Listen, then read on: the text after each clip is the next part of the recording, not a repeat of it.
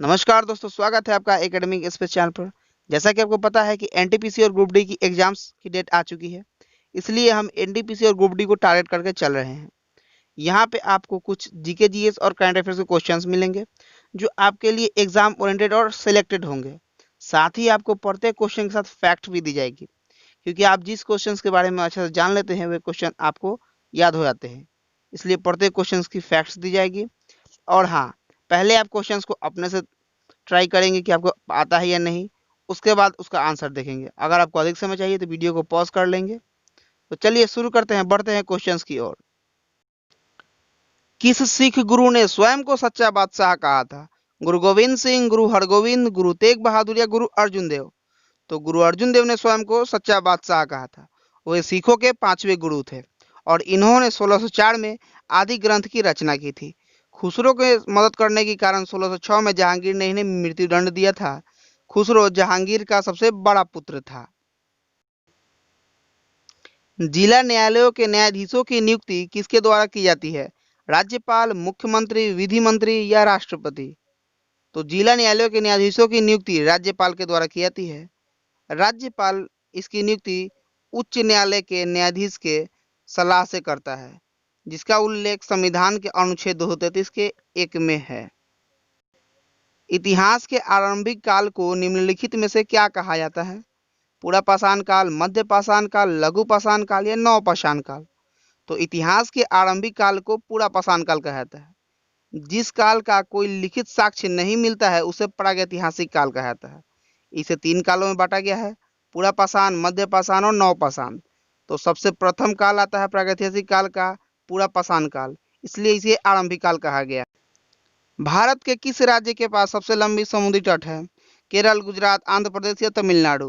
तो भारत की सबसे लंबी तटीय रेखा वाला राज्य गुजरात है। इसकी तटीय रेखा की लंबाई 1214.70 किलोमीटर है। दूसरे स्थान पर आंध्र प्रदेश, जिसकी तटीय रेखा की लंबाई 973.70 किलोमीटर है। तीसरे स्थान पर तमिलनाडु, इसकी तटीय रेखा की लंबाई 906.90 किलोमीटर है। और चौथे स्थान पर महाराष्ट्र, जिसकी तटीय रेखा की लंबाई 652.60 किलोमीटर है। भारत की संसद द्वारा दल बदल विरोधी कानून किस वर्ष में पारित किया गया था? 1984, 1985, 1986 या 1988? तो 1985 में दल बदल विरोधी कानून पारित किया गया था। 1985 के 52वें संविधान संशोधन के द्वारा दल बदल पर प्रतिबंध लगाया गया था और इसे संविधान की 10वीं अनुसूची में जोड़ा गया था। निम्नलिखित ऐतिहासिक घटनाओं को उनके कालक्रम के अनुसार व्यवस्थित करें।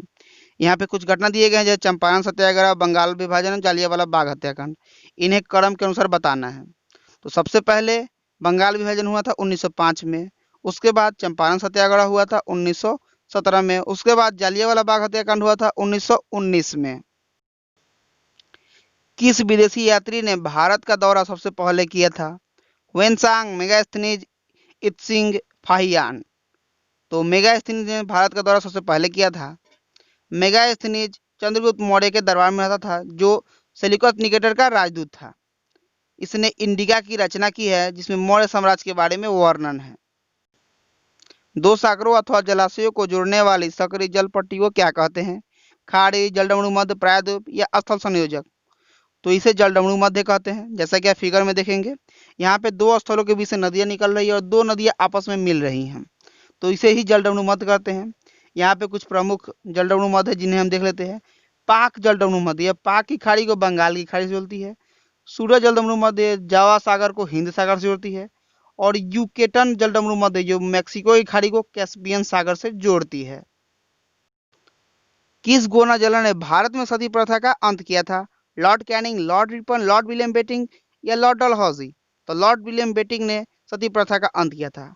इसमें जिस स्त्री का पुरुष मर जाता था उसके साथ उसकी स्त्री को भी जलाया जाता था, जिसे 1829 में लॉर्ड विलियम बेटिंग ने अवैध घोषित कर दिया और इस पर प्रतिबंध लगा दिया। मानव शरीर की कौन सी ग्रंथि पीयूष ग्रंथि से हार्मोनों के रिसाव को नियंत्रित करती है? हाइपोथैलेमस ग्रंथि, थाइमस ग्रंथि, थायराइड ग्रंथि या एड्रिनल ग्रंथि? तो हाइपोथैलेमस ग्रंथि पीयूष ग्रंथि के हार्मोनों के रिसाव को नियंत्रित करती है। पीयूष ग्रंथि को मास्टर ग्रंथि भी कहा जाता है। हाइपोथैलेमस ग्रंथि हमारे शरीर के तापमान, भूख, प्यास एवं लैंगिक आचरण पर नियंत्रण रखती है, जिससे हमारे शरीर को सुरक्षा प्रदान होता है। बादल किस कारण से वायुमंडल में तैरते हैं? निम्न दाब, निम्न घनत्व, निम्न श्यानता या निम्न तापमान। तो बादल वायुमंडल में निम्न घनत्व के कारण तैरते हैं। बादल पानी के हजारों कणों से बना होता है। इसका घनत्व इतना कम होता है कि ये हवा में आसानी से तैरता है, और जब धरती से गर्म हवा ऊपर की ओर जाती है तो यह संघनित होकर ठंडा हो जाता है, और यही बादल बूंद का रूप लेकर वर्षा के रूप में होती है। इंदिरा गांधी नहर को किन नदियों से पानी मिलता है? सतलज और ब्यास, रावी और चेनाब या केवल ब्यास। तो इंदिरा गांधी नहर को सतलज और ब्यास नदी से पानी मिलता है। इंदिरा गांधी नहर भारत की सबसे बड़ी सिंचाई की नहर है। यह पंजाब में ब्यास और सतलज नदी के संगम हरिके बैराज से निकलती है, जिससे राजस्थान, पंजाब, हरियाणा सभी राज्य लाभान्वित होते हैं। निम्न में से किन मुगल सम्राटों ने स्वयं अपनी आत्मकथा लिखी थी? शाह आलम और फर्रुखसियर, बाबर और जहांगीर, जहांगीर और शाहजहां, या अकबर और औरंगजेब। तो बाबर और जहांगीर ने अपनी आत्मकथा स्वयं लिखी है। बाबर ने अपनी आत्मकथा बाबरनामा तुर्की में लिखी है, और जहांगीर ने अपनी आत्मकथा फारसी में तुजुके जहांगीरी लिखी है। मानव मस्तिष्क का कौन सा अंग निगलने और उगलने का नियामक केंद्र है? अनुमस्तिष्क, प्रमस्तिष्क, मेडुला ऑब्लांगेटा या पोन्स। तो मेडुला ऑब्लांगेटा को निगलने और उगलने का नियामक केंद्र कहा जाता है। मेडुला ऑब्लांगेटा मस्तिष्क का सबसे पीछे का भाग है। इसका मुख्य कार्य होता है उपाचयन, रक्तदाब, आहार नल के क्रमकुंचन और हृदय के धड़कनों पर नियंत्रण रखना।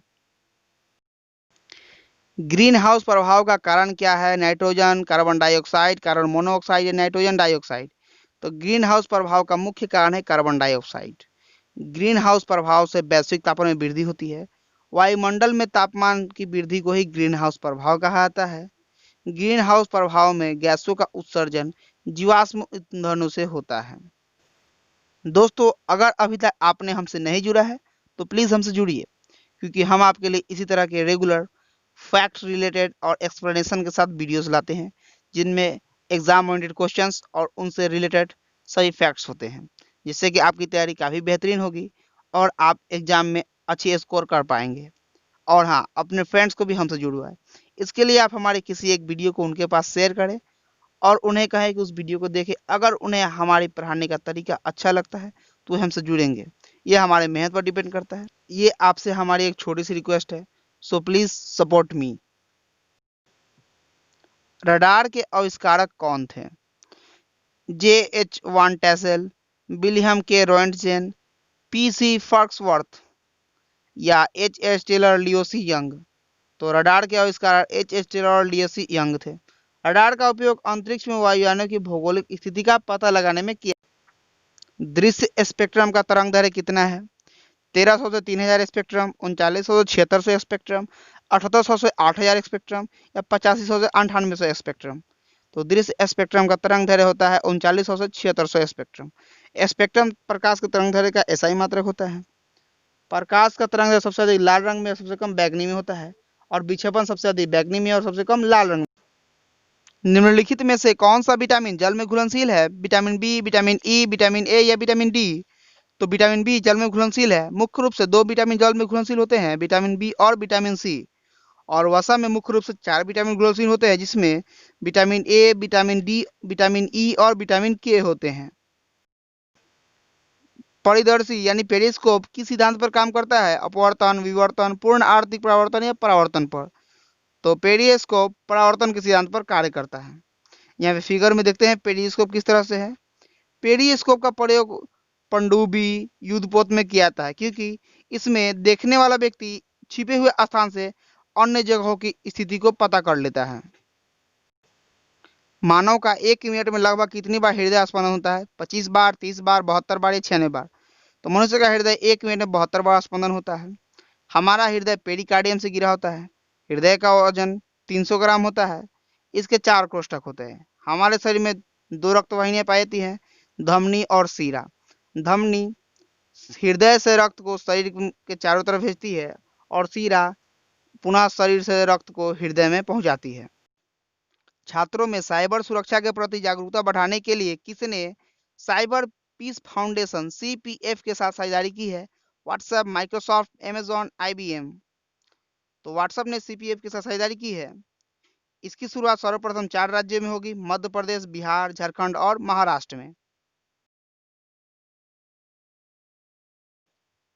किस बॉलीवुड अभिनेता ने पबजी के विकल्प के रूप में फौजी गेम लॉन्च करने की घोषणा की है? संजय दत्त, आमिर खान, अक्षय कुमार या सलमान खान? तो अक्षय कुमार ने पबजी बैन के बाद फौजी गेम लॉन्च करने की घोषणा की है। फौजी का फुल फॉर्म है फेयरलेस एंड यूनाइटेड गार्ड्स। इस गेम से जो भी कमाई होगी उसका 20% भारतीय वीर ट्रस्ट में दिया जाएगा। प्रत्येक वर्ष अंतर्राष्ट्रीय साक्षरता दिवस कब मनाया जाता है? 6 सितंबर, 7 सितंबर, 8 सितंबर या 9 सितंबर को? तो प्रत्येक वर्ष अंतर्राष्ट्रीय साक्षरता दिवस 8 सितंबर को मनाया जाता है। इस बार 2020 में अंतर्राष्ट्रीय साक्षरता दिवस का थीम है literacy, teaching and learning in the कोविड-19 क्राइसिस एंड बे। इससे हाल ही में किस देश ने हाइपरसोनिक टेक्नोलॉजी डिमोन्स्ट्रेटर व्हीकल का सफल परीक्षण किया है? फ्रांस, भारत, जापान या इजराइल ने? तो भारत ने इसका सफल परीक्षण किया है। यह एक स्वदेशी परीक्षण है जिसे डीआरडीओ द्वारा निर्मित किया गया था। डीआरडीओ के वर्तमान अध्यक्ष जी सतीश रेड्डी हैं। दिल्ली सरकार ने किस बीमारी के खिलाफ 10 हफ्ते 10 बजे 10 मिनट का अभियान का दूसरा संस्करण शुरू किया है? डेंगू, मलेरिया, खसरा या टाइफाइड? तो दिल्ली सरकार ने डेंगू के खिलाफ यह अभियान का दूसरा संस्करण शुरू किया है। केजरीवाल ने अपने घर की सफाई करते हुए इस अभियान का आरंभ किया था। डेंगू अरबो वायरस नामक वायरस से होने वाला एक रोग है।